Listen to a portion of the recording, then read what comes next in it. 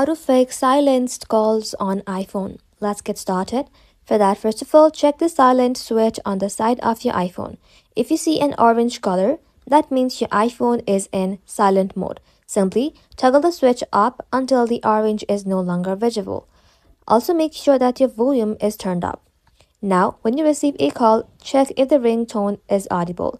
If not, open up Settings.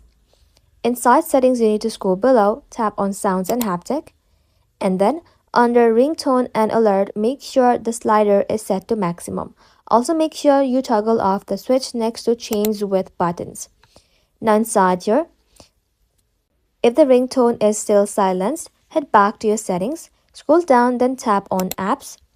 Scroll down again, search for the phone app and then tap onto it. Just like that, simply tap on announce call, then set it to always. After you do all of this, you have to simply restart your iPhone. And once your iPhone restarts, check for ringtone volume again when you receive a call.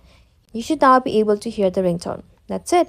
Thank you all for watching. If this video was helpful, consider subscribing to our channel and liking this video.